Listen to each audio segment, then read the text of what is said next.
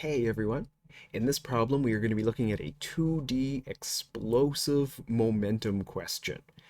This is similar to recoil for 1D momentum, so let's highlight our key information. We have a 2,000 kilogram asteroid, and it's coasting through space at 6 meters per second at 290 degrees from the x-axis. And then it explodes! And now we have multiple pieces. One is 850 kilograms, and it's going at 80 meters per second at 40 degrees from the x-axis. Mass, velocity, direction. Good. A second piece is 600 kilograms, and it's sailing away at 100 meters per second at 310 degrees from the x-axis. And you have been asked to solve the velocity of the third piece. That's right, I did that to you. I added a third piece to increase the complexity just a little bit, but it'll help you out in the long run. Before we can get started with momentum, we do need to solve the mass of that third piece. We need that third mass. Good news is, we knew that the original asteroid was 2,000 kilograms, and we can just subtract the two pieces that we know. So we can subtract the first piece, which is 850, and the second piece, which is 600, and that leaves us with our 550 kilogram piece asteroid. Excellent. We have all of the information that we need to start our momentum problem. Like all other two-dimensional momentum problems, we're going to start with x momentum. They have to be done twice. X momentum, then Y momentum, then a little triangle to get the vector, which repeats over and over.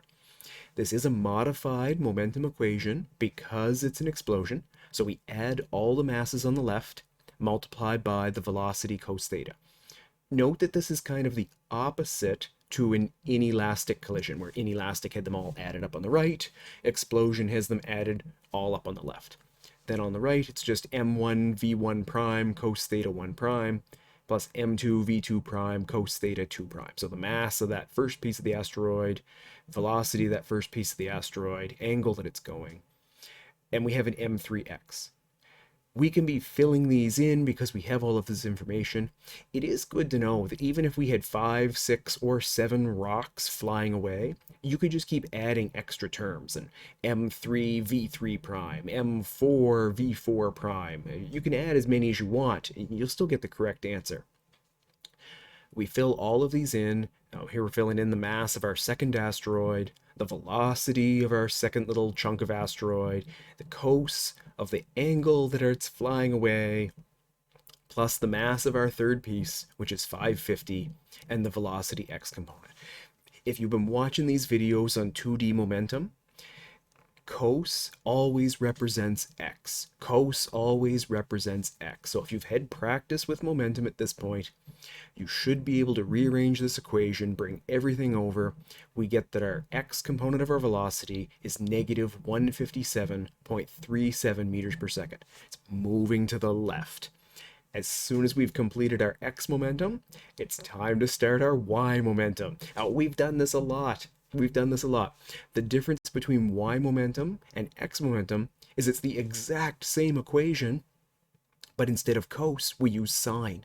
So we're filling in the exact same numbers that we just filled in, except we're replacing all of the coses with sines, and that's going to give us our up-down, our north-south, our y-axis movement. Again, we fill in the mass of that first chunk, velocity of the first chunk, sine of that angle. Mass of our second chunk, velocity of that second chunk, sine of the angle, plus the mass of our third chunk, Vy. We can combine these. The y